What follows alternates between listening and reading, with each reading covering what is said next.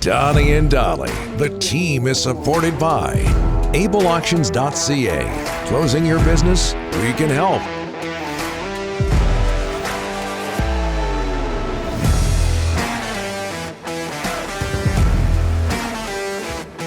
Do you have a favorite English word? Huh? You have a favorite English word? Favorite English word? That you can say on TV?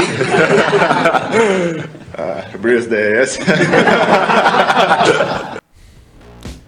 A lot of fun. Well, we'll try to run more of Vasily Podkolzin's interview from yesterday, which was before the game, obviously. That was Barry DeLay asking the question. I thought it was Brendan Batchelor. Brendan was busy doing the call on television. Yeah. Today's guests, including Thomas Drance, standing by, are brought to you by Langley Chrysler. Enjoy no-hassle 3-day returns and 30-day exchanges on all used vehicles so you can make sure what you get is just right for you. Don't just love your car. Love buying it at langleychrysler.com. Canucks come back to defeat the Kings 3-2 in overtime. We're joined now, as always, on a Friday by Thomas Drance from The Athletic. How are you, sir? Well, it's the last day of school, gentlemen, so I'm doing well. Yeah. I thought it was a good show last night, and I thought that mattered for this club. You looked across the arena, and it was only about 85% full. And, it's hard on the other side of the pandemic, right? The entertainment options are greater than ever. People are more used to consuming entertainment in their houses than they've ever been. And let's be honest, there's still people in our community who'd rather watch the game at home, feel more comfortable watching the game at home than among tens of thousands, right? It's a hard environment for live sports and entertainment. And what really mattered to me, I think, gentlemen, in terms of the big picture, what really affects the bottom line for this organization is over the latter half of the season, if you came to Rogers Arena more nights than not, the club put on a good show for you. They didn't make the playoffs, we know that, but they put on a show. Yeah. And last night, if you were there, if you were a casual fan, if you were, hitting your one game every 2 years, you're more likely to look forward to the next time you go and have a night out at Rogers Arena because of, a scintillating comeback and an overtime winner and Pettersson and Brock Boeser putting on a show. And I think that means a ton. That might matter more than ever right now for this club. Mission accomplished last night. It was a pretty good performance. What do you think last night's performance says about Bruce Boudreau? I mean, I don't know that last night's performance adds anything, Donnie, to what we've seen over the course of 56 games, right? I mean, what more can he do than rack up wins? If you'd asked me what's the over-under for Bruce Boudreau once he's taken over on December 5th, right? I would have told you 82.5 points. I would have said with the roster that he has, with the true talent level of this group, with how far back they are in the standings, 82.5.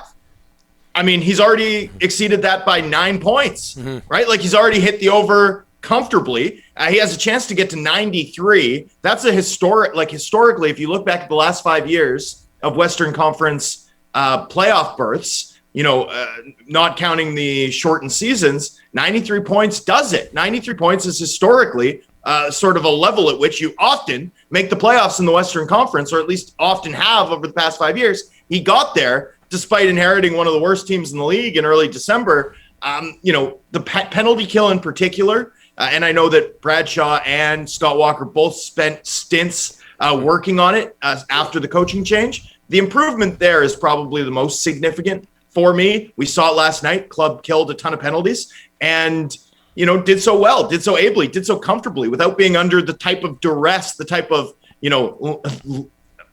you just waited for the guillotine to fall earlier in the year when the club took penalties. Last night, they, sustained a ton of them, spent a ton of comfortable time on the PK. That to me has sort of been the biggest area of real improvement other than the vibes. But man, he deserves a ton of credit for righting this ship. And again, putting on a really good show across 30 plus home dates after the coaching change. Thomas, after tonight, we're going to start focusing on contracts pretty quickly here, and I think the one that everyone's going to be focusing on is Brock Boeser. He's got to be qualified at 7.5. I think we all know that's not going to happen, so then they got to get together and work out something. How do you see this going down? You don't think that's going to happen? You think they're going to qualify him at 7.5?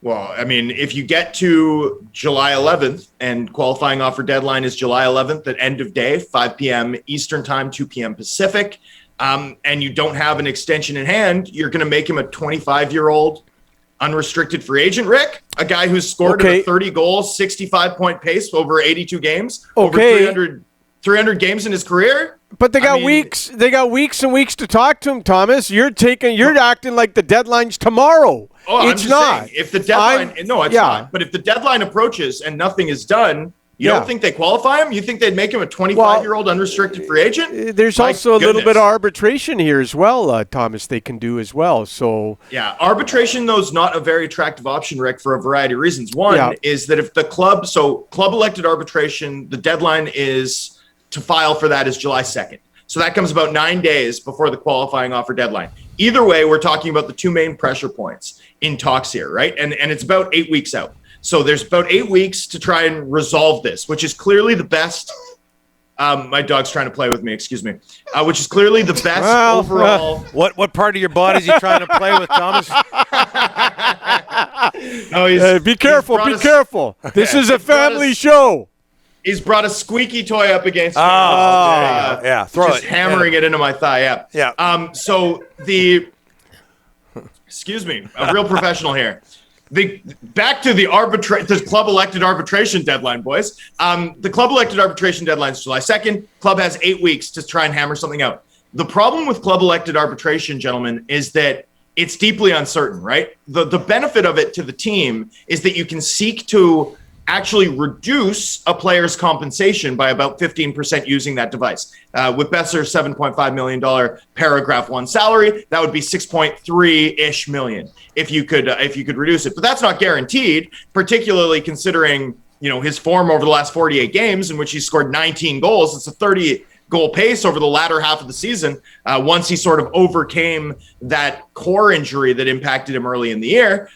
He's played really well despite a slow start, and I think that's an important thing to note here. Also, you cede the ability if you file for club elected arbitration against Brock Boeser. Brock Boeser's camp gets to decide on a 1 or a 2 year term. That's it. That's it. So you're ceding control. So they could just do a 1 year term, and you have to do this all over again next year, and you'd lose the ability to file for arbitration against him. Again, you can only do it once in a player's career.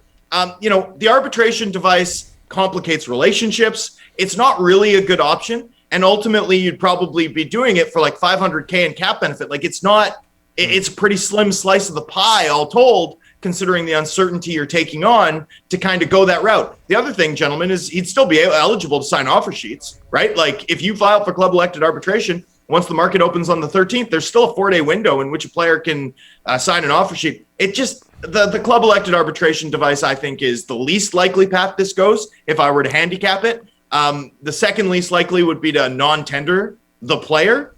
So I think either trade, although you'd be selling low on a distressed asset because this is a headache. Clearly, Boeser's a great player, but this is a headache, and it'd be a headache for any team acquiring him too. I think that or a resolution, which sort of results in an agreement, a multi-year agreement between the team and the player. I mean, that's clearly what they have to do. But gentlemen, mark my words, this is the greatest test for Jim Rutherford and Patrick Allvin and their level of ingenuity, right? Yeah.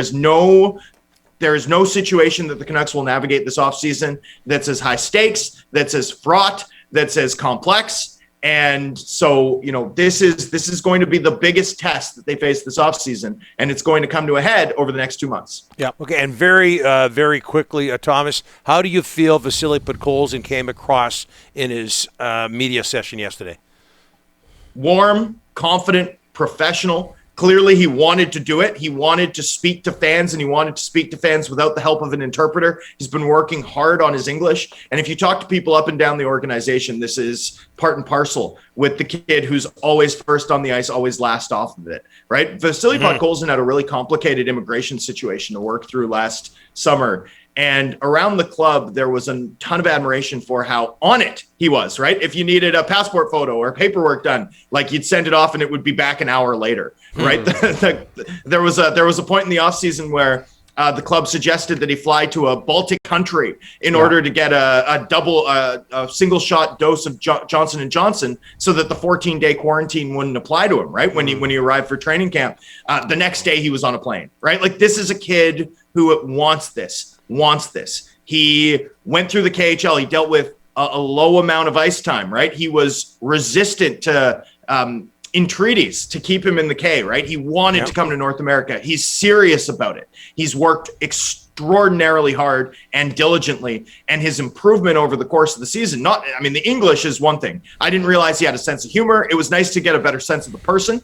But when you think about his game, like, we're only 18 months, gentlemen, removed from Vasily Podkolzin's shot not being considered NHL level, and now you're watching him just fire laser beams top corner, right? We're 6 months removed, right, from him turning his back to the puck carrier on in-zone defensive zone play, because that's what he was taught in Europe. And now he's like a conscientious, reliable two-way player who's looked really good playing a heavy press role in the top six on a line with Boeser and Pettersson over the last couple of games. I mean, the improvement that he has shown over the course of the season is just remarkable, and you don't improve like that without the type of attitude that he's got. I think he showed it with his command of English, with his warm personality, with the sense of humor. Like, I think we got a glimpse into all of the things that have made him special and made him the type of player that, Boudreau suggested, for example, that he saw him as a future 25 goal scorer.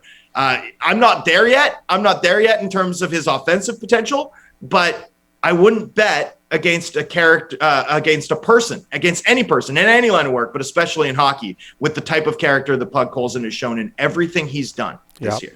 Hard not to cheer for him. Get back to your dog, Thomas. Thanks for this. I will. Appreciate it. Thanks, boys. Cheers. All right, Thomas.